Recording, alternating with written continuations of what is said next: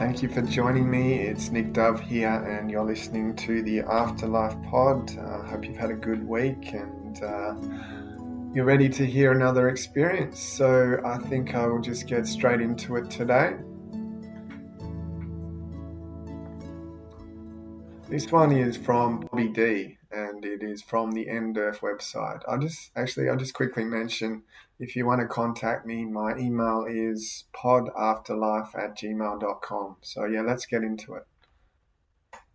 I was being pulled with my back facing in the direction of the pool and my face facing the earth. I don't recall seeing the earth. It was a knowing that I was leaving it. It was not that I was in a tunnel. It was that the tunnel was not created around me due to the incredible speed that I was traveling. I think about it when I see the white marks on a high-speed jet when it flies across the sky. The jet created the marks. It is the same. There is no fear whatsoever in this experience, even though at this point there was an unknowing of what was happening. It was at this time that I realized I had left my body, that I was dead. I didn't care that this had happened. I was peaceful. The traveling began to slow, and I had a sense that I was arriving somewhere else.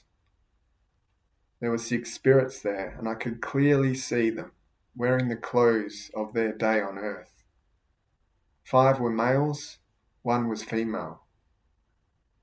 I did not know any of them from this life. I knew instantaneously that they all loved me deeply, unconditionally, and knew me thoroughly. I think of them now as my greeting party who came out to meet me at a designated point. I had no thoughts regarding this at the time though. I was peaceful, happy, and free. They engulfed me in unconditional love. Everything there is laid bare. There is no shame, guilt, or deceit. It's just not possible there. There is a total understanding without even experiencing the thought of needing to understand. It is already there. Total understanding in perfect clarity. I have to elaborate on this because it is an important difference between our physical reality and the true after physical death reality. There, at this place, outside of the physical body, everything that you are, feel, think, believe is clear for anyone to see, feel, and understand with perfect clarity. It was not what I did in physical life that mattered most. It was who I was, who I am inside.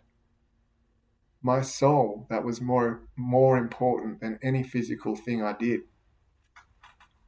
In other words, it was only who I really was at the time, in terms of my soul, that was most important. That's not to say all of my life experiences had not significantly contributed to the person I was. They had. The impact of physical actions on the soul cannot be lessened. It's hard to explain. It's as if I might think that I could do bad things or have bad thoughts about others and it would be okay, as long as I remained a beautiful person inside. This is wrong. It does change your soul, and there's nothing one can do to change that. Physical actions weren't as important as the person that those experiences created. This is what the emphasis is on when viewing another in this dimension.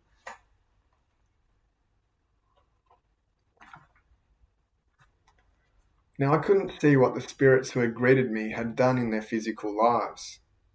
I could see, feel, and understand with perfect clarity who they were inside, just as they could see me clearly. All of this happens with feelings, thoughts that occur simultaneously at incredible speed.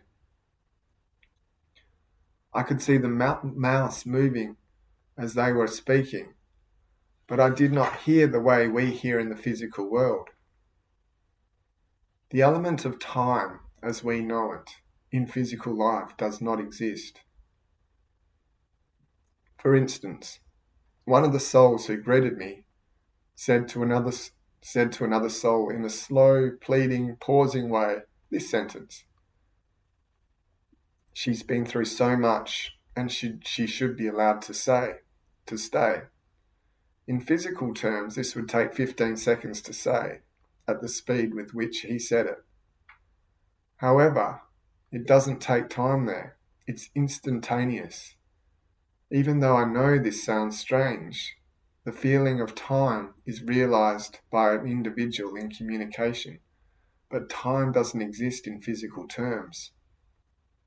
It is the most wonderful language, perfectly clear, perfectly understood, perfectly liberating, and perfectly perfect.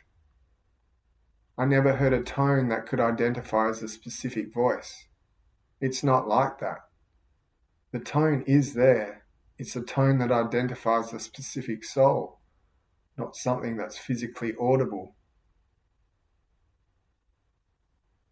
Now, this is going to be hard for you to comprehend, so I'm really going to try hard. Everything is happening at once, or overlapping at best.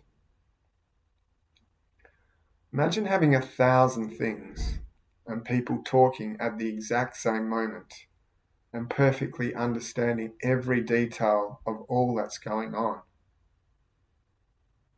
I could understand all 6 souls speaking at the exact same time with perfect clarity, as well as knowing the purest depth of their hearts, and a multitude of other things happening and information that I was privileged to receive, all at the exact same time. There are no doubts about what is said because of the dynamics of the form of communication. Souls laid bare, plus you feel it and you know it's the truth. And I never question it. There's no need to. I know instinctively that it's the true form of communication. I instantly feel I've been freed from all the limitations of physical bondage. You feel that you are finally home, where you belong. Now, I never had a memory that this place was home. It was more of an instinctive and intuitive knowing that this was where I belonged. Doubts don't exist there. They're not possible. Everything is perfectly clear knowledge.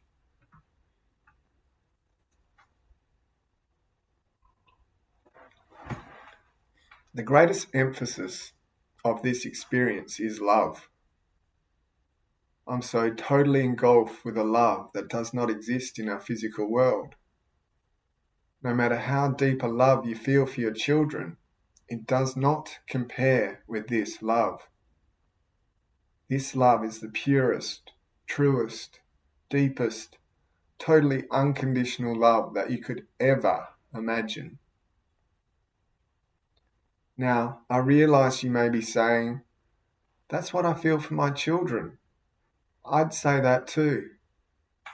But it goes way beyond what these words can describe. And I think this is because it is communicated to you in the form of feelings. It knocks your socks off. When I receive this love, it is not comprehended with my mind. It is felt by the soul. And that immense feeling of this perfect love shoots straight into your heart. It is a feeling that you experience. It can bring your soul to its knees, in a sense, with a quick swoosh of sensation. Now, this is not overwhelming in a bad way. It is totally overwhelming in the best way imaginable. Once you have a taste of it, you will forever be changed. It is total bliss, what you've always wanted, and then so much more. I was awestruck that I was so loved. I still am, and forever will be.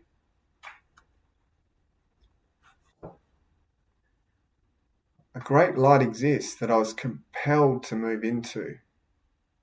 I was not able to. From a distance, I liken this light to those seen in a picture of the sun with the rays emanating. The light is shorter in width at its origin, when it is far away, and the rays spread out the further they travel from the source. The closer the light is to you, the wider its point of origin becomes, until it is so close that its point of origin lights up your entire viewing screen. This light is the source of the knock your socks off love, which is probably why my instincts say, more please, I'm going there. Now, that is not to say I did not feel immense love from the individual souls that I encountered. I did. And the love they held for me was enough to fully saturate any human being for a lifetime. It's just that when I became aware that there was more love, that there was even greater, along with the realization that this source of love was even closer to me in terms of relation, I wanted it most.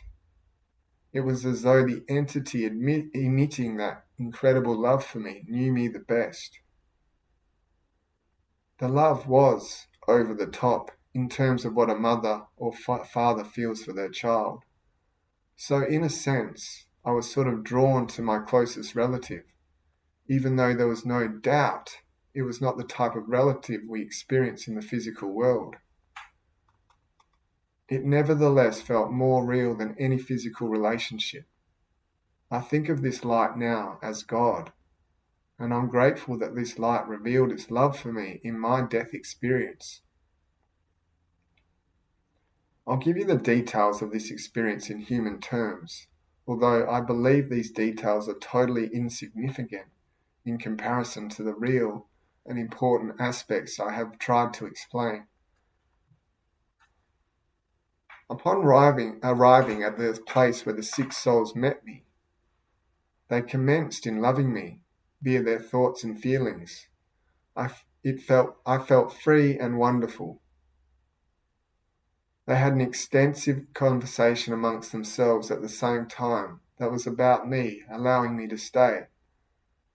Where I did not know, but I was happy to stay where I was at.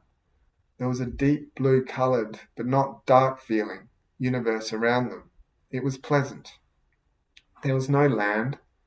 It was more like they had come to meet me in a place in the universe where there was no memories. The consensus among them was that I should be allowed to stay. I was so happy. There was no way I was going back. No way. I had no doubts about that.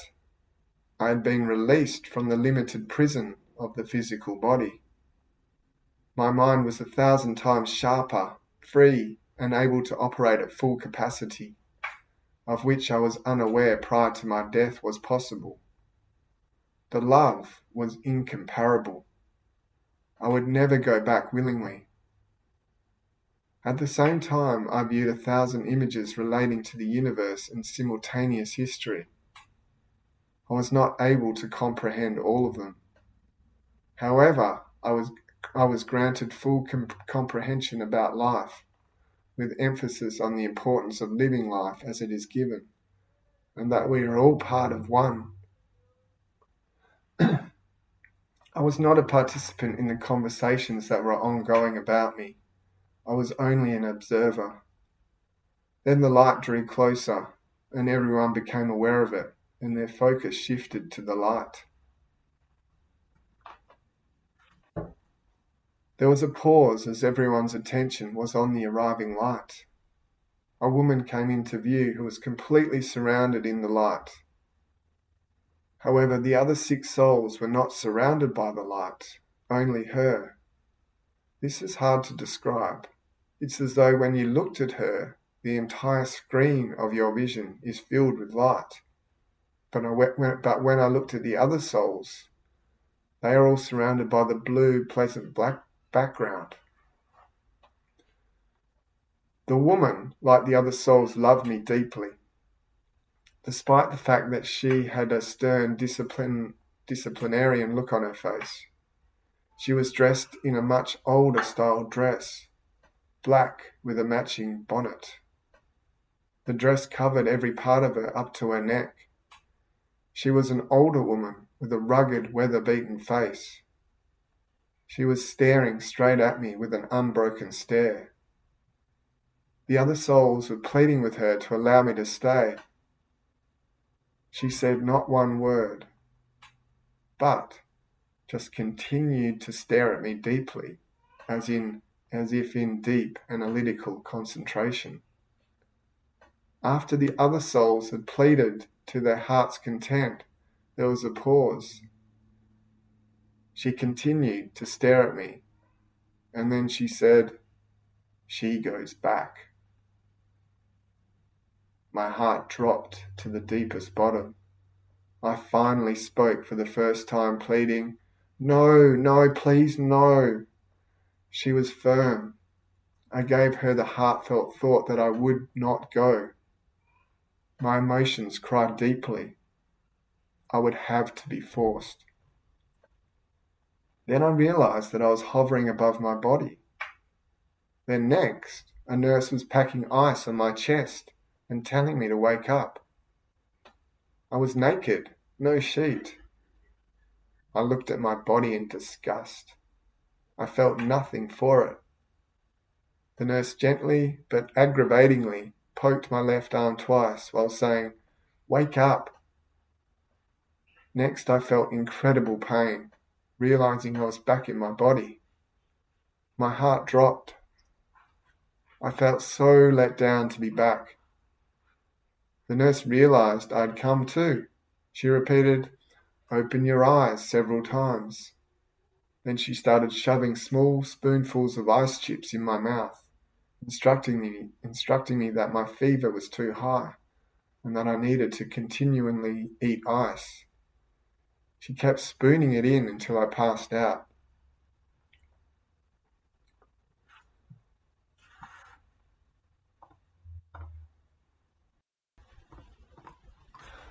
That's the end of that experience. So parts of that experience spoke to me quite deeply, and others I didn't quite get on the first read through. So let's go through that a second time and see if it makes a little bit more sense, and we can go through it in a little bit more detail and pick it apart a little bit and see if we can get something more from it. So it doesn't start off with an explanation at all about how she died. It just says she's dead and she's left her body. Some of these experiences spend more time actually explaining how they died and what actually happened, and put very little into the part that I'm most interested in anyway, which is what happens when the physical body dies and the soul crosses over and leaves that body and begins a new journey and doesn't in fact die at all. So she gets straight into this experience, the part I like. So I don't mind this, that she's just left that dying bit and how she died out. So I'll just skim through this first paragraph again. So she starts off a very, an interesting, another unique way of describing what the tunnel looks like. She says it's not like a tunnel at all. It's more, it's a bit of an illusion that it looks like a tunnel. It's just that she's moving from Earth so quickly. It's like everything's streaking past her at great speed. So, and these streaks are what gives the illusion that she is in a tunnel because everything's going past so quickly. And she compares what she's trying to describe here to what a jet looks like when it's cruising through the sky, and you see these white marks that the plane leaves behind. And she says it's the jet that creates these marks, which is obviously true, And she says this is what is the most, the closest thing she can compare what she is experiencing in this tunnel to what a jet, a jet flies through the sky and leaves these marks. She says she's flying through the air in her spirit, and she's seeing streaks as she does it, and these streaks create the illusion of a tunnel. So yeah, I've never quite heard someone describe a tunnel that way. Everyone seems to have a different tunnel, what it looks like, what it feels like. Some people see, other souls in this tunnel coming and going to Earth. Others describe it as a cave sort of experience. Others more like a tornado. And, everyone seems to have a different way of explaining what this is like for them. But she says in this tunnel, it's only then she realizes that she's dead. She's no longer in her body. She doesn't really care what's happening. She's totally at peace and just glad to be free from the body. She says, like, in this tunnel, she doesn't really, even though she knows she's leaving the earth, she can't actually see the earth from a distance. She doesn't see it getting smaller and smaller as she's getting further and further away from it. She says it's more of a inner knowing that she's leaving. She doesn't really describe exactly what she's seeing. So I don't know what her vision or what her other senses are doing at this point in time. But at this point, she just knows it's in her heart, in her soul, that this is what's happening. She's dead. She's leaving her body. She's leaving planet Earth. And she continues on this journey and then eventually comes across, she says, 6 spirits. 5 of them are men and 1 of them's a female. She says she doesn't recognize them from this life. So I guess you could call these people her guides. She actually calls them her greeting party, and she can tell, even though she doesn't recognize them in the form they're in, and she just knows that they love her. She feels their unconditional love and she feels safe with them. It's interesting that some people, when they cross over, are met by family members, others by guides, even though they don't recognize them. They know they've known them for eternity, and in this case, she doesn't recognize them. She doesn't say she's known them at any point in time. She just feels this unconditional love and a connection to them, but she feels no familiarity with them. So it just is another bit to confuse us all who are trying to get our heads around exactly what goes on when we die. It seems that everyone has a unique experience. There's no exact way that this goes down. It's just going to depend on the individual as to what path unfolds when the soul leaves the body. But, I guess the main thing is, even if there is no conclusive conclusion as to where we all go and no set routine, which is good in a way, I guess, that it'd be a bit boring if everyone did this exact same thing. But, there's a similar theme here.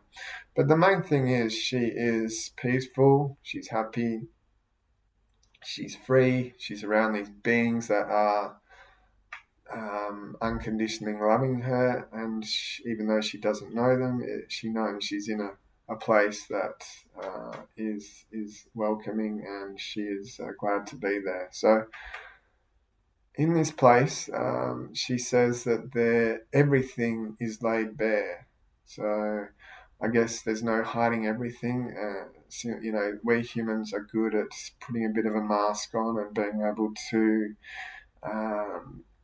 block out exactly how we're feeling, and we might be exhausted and had a bad sleep, and someone will ask us when we go into work, how are you? And you'll reply, fine. It's, that's the first example I could think of, but there's obviously a lot more depth to our deception, and we all do it for our own various reasons, and to a certain extent, we have to put on a bit of a happy face sometimes in this place because it's I don't know, it's a survival mechanism, and it's I don't know, it's the way our society is. It just we just have to soldier on and get on with it and put on a happy face sometimes, even though that's not exactly how we're feeling. But, in this dimension, she says there is no mask. You can't hide exactly what's going on underneath, and there's no shame or guilt or deceit either. So, yeah, I guess the soul is free to communicate exactly how it's feeling. I don't know if a soul can feel. It's a bit of a bizarre concept, I guess. It's just another way of another person explaining what this is like for them, what leaving their physical world is, and this is one way to compare it. It's she's gone from this body, this shell that we use, and it's a complicated mechanism. The body, the psychology, and the ego. It's a complex thing that is obviously removed, and when you get to the next dimension, there is no ego or persona to keep up. And she says even if you wanted to, it's not possible there. She says there is no understanding without even experiencing the thought of needing to understand. So, okay, I'll just read that again. There is total understanding. So, yeah, so there's total understanding without even experiencing the need to understand. So it's just there. This is what I'm getting from this sentence. You just instantly understand it all. There's no need to learn what's going on. You don't even have the urge to need to understand. You instantly just understand everything. So that's obviously another very foreign concept to us humans who, if we want to work something out, we've got to go and do our research on Google and find the information we need to get better at a certain topic, and in this dimension that is not required. Everything you want to know is already there, and it's already within you, so there's no need to even go out and seek it.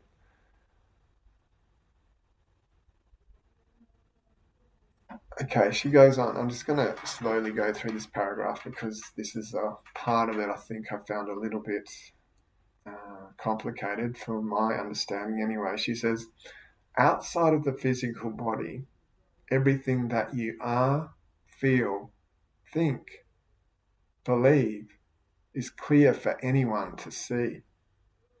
So, yeah, that's just going back to what I was just talking about. You can't hide who you are in this other dimension. So, I guess that sounds a little bit scary to me and on a certain level because, I obviously have some darker thoughts in this reality, and if everyone were to be able to see exactly how I was thinking and feeling at a certain point of time, I think most of us would be pretty worried in this reality anyway. But it seems in the spiritual reality that there is no hiding. So she goes on to say that in this physical life, the things that mattered most was who I was, who I am inside. The soul is more important than any physical thing.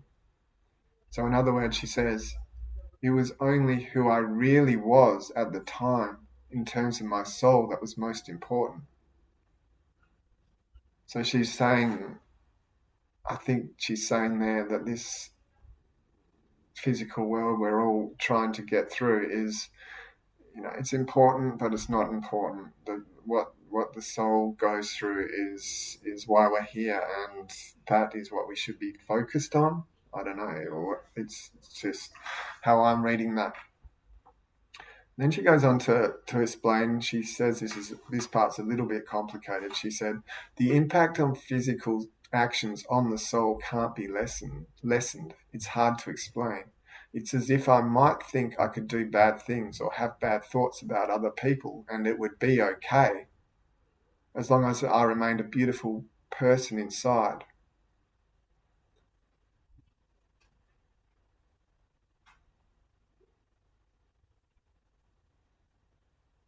Sorry, I'm just rereading that and I can't quite get my head around what she's trying to explain. Physical actions weren't as important as the person that those experiences had created. This is what the emphasis is on when viewing another in this dimension. Yeah, sorry, people. I am a flawed human, just like all of us, and I cannot quite really understand what she's trying to explain there. I guess it's just another example of this dimension being a little bit too complicated in part for humans to comprehend. Well, at least this human in this example, anyway. You guys might have understood it better. In fact, I'm sure you all understood it better than I did. This experience then starts talking about how we communicate there and the lack of time. So there's a few sentences here that are devoted to this topic. She says the element of time as we know it in this physical life does not exist. Hence the term eternal, I guess, and timeless dimension,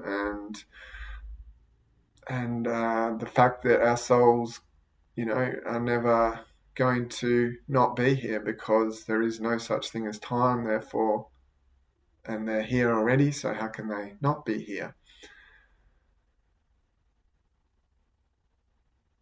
She goes on to say that the way we communicate here on Earth, it takes time for us to say some words and then for the other person to absorb what we've said and to understand exactly what was meant, whereas in this other realm, there's no need to explain. Everything happens at once, and I know that's a lot to get your head around, but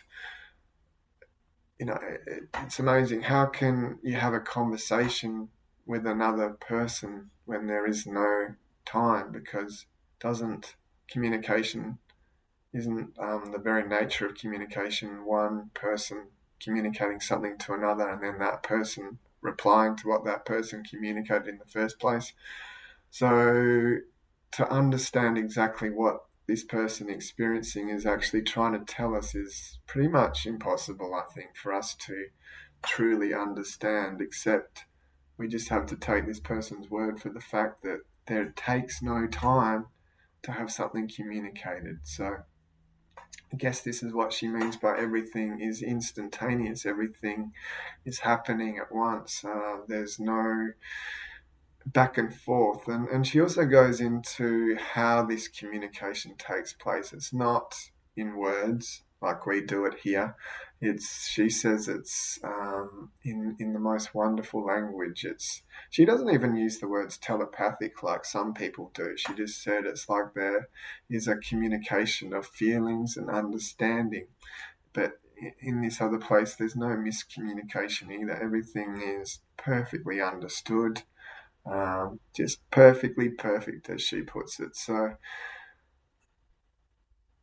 talking about this sort of stuff from a human point of view is going to be challenging because I'm using words and time right now to communicate to you, which is apparently counter to how communication goes down from a soul to soul perspective. And you take out time and you take out the need of words, and of course we're going to have trouble understanding this because time and words are a big part of this existence, and without them and without them and understand and trying to explain how communication is still possible without those two things, words or time, it makes your head spin. But we hear this come up again and again in near-death experiences that communication is number one done on a different, done differently. It's not used without, it's done without words, and it's done in a more telepathic way, and it's used, and feelings and experiences are more a part or a way or a vehicle for communication to take place. And secondly, they're instantaneous. They're not subject to time. I'm going to stop there because I don't think I can explain it to you the way I'm reading it to you, but hopefully you get the gist of what I'm saying. Then she tries to explain how there is no time. I think this is what this next paragraph is about. So she starts off by saying, this is going to be hard to explain. And we're starting to get that this other dimension is tricky for us to fully understand because of the physical reality we're in and the restrictions that are placed on us, and the physics of this place make it difficult. We're subject to all these rules of nature and time and just all these things that seem to be gone in this other dimension. We've got a form here. There's so many things in this other dimension that are not like we experience as a human being. So it's tricky for people to explain what's going on. But anyway, here's another person being brave enough to explain to us what having no time is like. She says, everything is happening at once or overlapping at best. Imagine having 1,000 things, people talking at the exact same moment and perfectly understanding every detail of all that's going on. So I think we can all relate to this. Our minds can pretty much focus on one person or one thing at a time. When you've got two people talking to you at the same time, it's, you just can't understand both of them. It's impossible. And in this other dimension, no problem. You can listen to, not just two people, but up to 1,000, and listen to 1,000 things all going on at the same time. She says that in this experience, the 6 souls that greeted her when she left this planet are able to talk to her at exactly the same time, talk to each other at exactly the same time, and she's able to understand what these other 6 souls are saying to her, while at the same time understanding what they are saying to each other.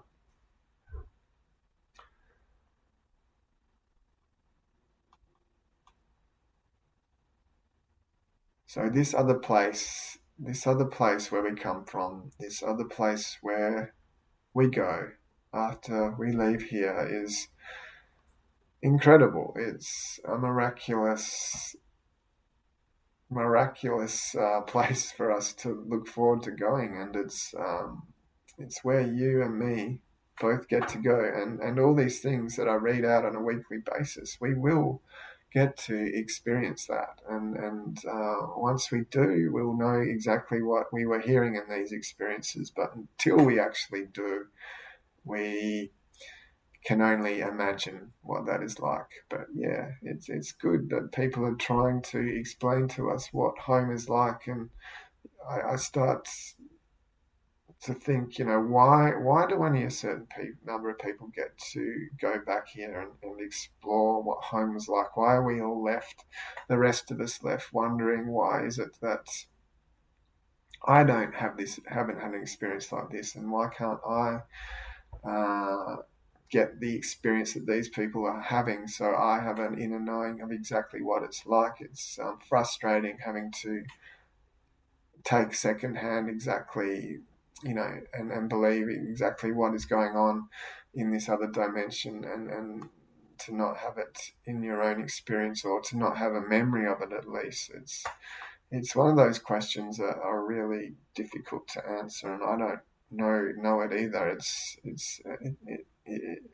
It just seems that some people are lucky enough to experience one of these experiences, and when they do, it changes who they are. So the best the rest of us can do is hope that one of these kind of events happens to us without the dying bit would be nice. But in the meantime, I guess we just have to keep living our lives and keep having faith that what these people are telling us are true. I mean, just the fact that there's so many of these experiences coming in, and they're coming in from all around the world, regardless of religion, culture, race. It's a universal thing that's obviously been happening since humans have been humans, but it's only now that we have this internet and connectedness in that digitally anyway, that we're able to share and hear exactly what's obviously been going on since day one. And from that point of view, I think we're lucky. And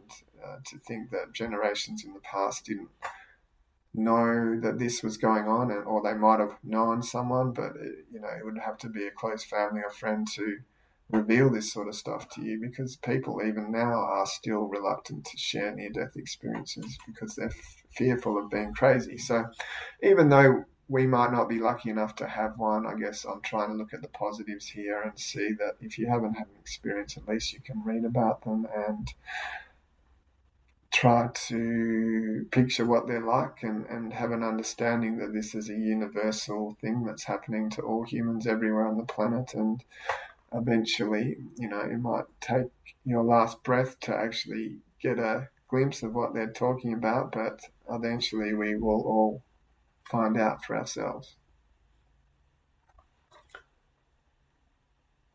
And this experience continues by saying that she wants to emphasize that this experience has lots of love in it.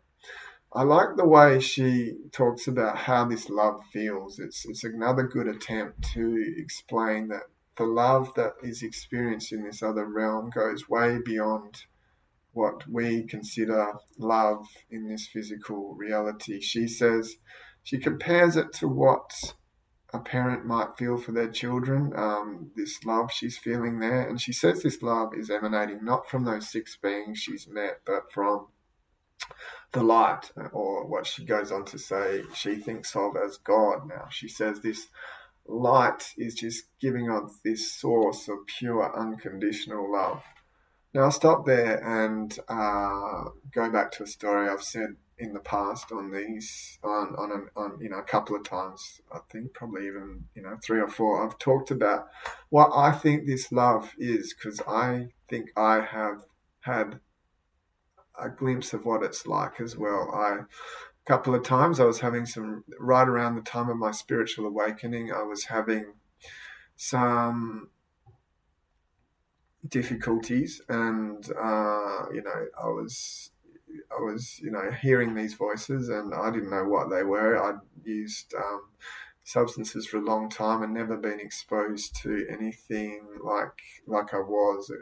I knew what was happening to me went beyond using drugs. It was more something that was inexplicable from a substance's point of view, and I knew what a hallucination was, and what I was experiencing went way beyond that. And anyway, when this all started, it really scared me, because it was happening when I was using, and when I was straight, it was just really overwhelming and terrifying. And then a couple of times, right around this all starting for me, I would feel this incredibly powerful waves of love, and it only lasted for a few seconds, and it was exactly like this person is explaining to us now. It was okay. So I'll read how this person describes it, because I think she does a good job. She says, "This love is the purest, truest, deepest, totally unconditional love that you could ever imagine." And then she says, "Okay, so imagine that you saying now, when I say that, that's probably what I feel for my children, but it goes way beyond what words can describe. It is communicated to you in the form of feelings. It knocks your socks off. It is not comprehended with the mind. It is felt by the soul. And that immense feeling of this perfect love shoots straight into your heart as a feeling that you experience It brings your soul to its knees, in a sense, with a quick swoosh of sensation. This is not overwhelming in a bad way. It is totally overwhelming in the best way imaginable. Once you have a taste of it, you will forever be changed. It is total bliss, what you've always wanted, then so much more. I was awestruck that I was so loved. I still am, and forever will be. Wow, that's a really, really, really good description. And I had a couple of seconds of that, and I feel very privileged to know exactly what she's talking about. It's an otherworldly love. It's not something you can experience as a human. As a human to human love, it goes way beyond that. And I think I had a little taste of what she's describing there, and I feel very privileged to have a bit of an understanding of what she's talking about without having to actually die to experience it.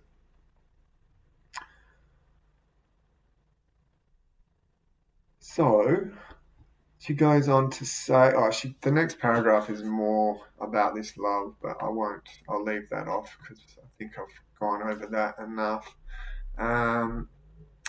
And yeah, so what else happens in this experience? Oh yeah, the last paragraph is pretty interesting. She says, so she's hanging with these six souls that have met her after she's passed over, and then this older woman dressed in, old school, sounds like Victorian type of dress, the neck covered, all black, dark clothing, and she's not communicating with everyone, but everyone seems to respect her. Then one of the souls says to her, "Look, can she stay with us? Does she have to go back?" And this old lady just stops, doesn't say a word, stares at her deeply, just continues to look at her, and finally she says she goes back. And obviously this person having this experience is totally shocked. She doesn't want to have to come back to Earth. Like most people, it's just too much down here, as we all know, but obviously she does come back. The next thing she says is, "Look, I'm not going to come back. I'm going to fight it all the way. It's my decision, blah, blah, blah." But in this case, it's not. The next thing she knows, she's waking up in her body in incredible pain. And I like the way the last couple of sentences in this. This NDE occurred in 1976, and the nurse says, "Open your eyes, you've got a fever." And then she starts shoveling small spoonfuls of ice into her mouth as a way of reducing the fever. And that gave me a bit of a chuckle because I'd never heard of that before. But obviously back in 1976, this is what they did. Times do change.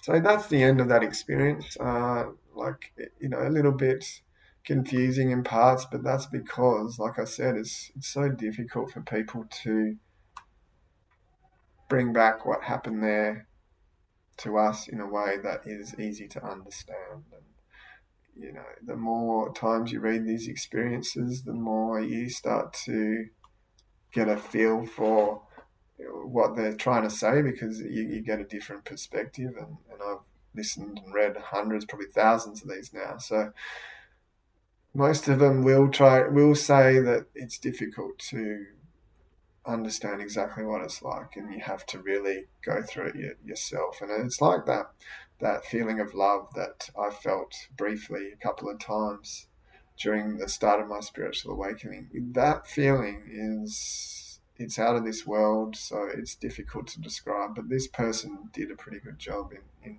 relating what it was like for me too. So these things do happen, and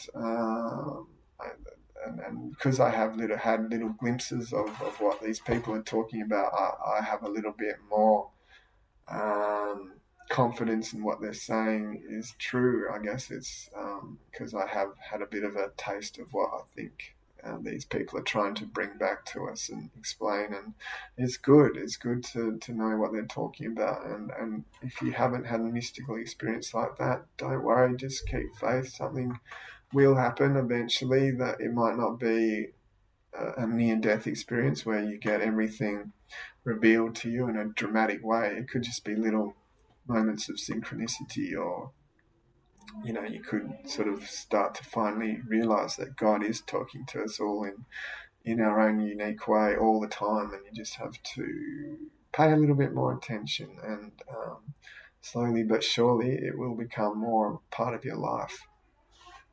But yeah, let's leave it there for a minute. Have a break.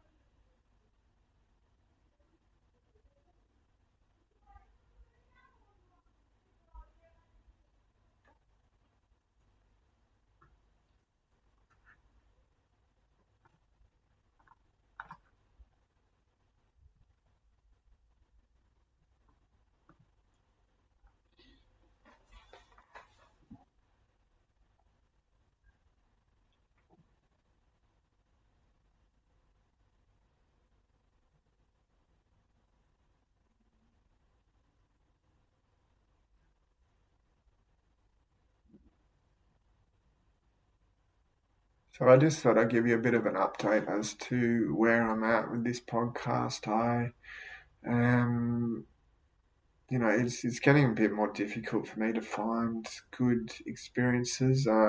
This one was, it wasn't amazing, but it was, had enough meat in there for me to take it apart a little bit. So I'm sort of thinking about getting some interviews happening, and hopefully I will get around to that and start publishing some of them. So the interviews, I think, will be with people who have had the experiences themselves, and when people are able to explain in their own words exactly what happened, I think that brings a new level of understanding to how profound the experience has been to them, and gives you a little bit more faith and confidence in what they are experiencing is true and life changing for these individuals. And reading these stories is great and helpful to me, and hopefully you too. But when you hear it firsthand, it takes it to, I think, for me personally anyway, to a new level of understanding. And I look forward to bringing you some of those soon. And like I said, I've just got to start arranging that and working out how to do it from a logistical point of view, and go from there. But yeah, if you've got any feedback, if you got any experiences you want to tell me about, or just want to say hi, please reach out and say hello. My email is podafterlife@gmail.com. Don't be scared. I am a very calm, non-judgmental person who is just eager to reach out to you and connect with you, and hopefully you you would like to do the same, because I'd like to meet you. Anyway, let's leave it there. Thank you for listening to another episode. I hope our life is going well for you. You're cruising along.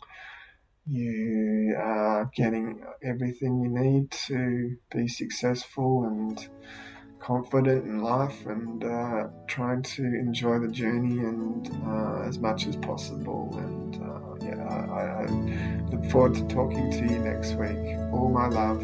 Goodbye.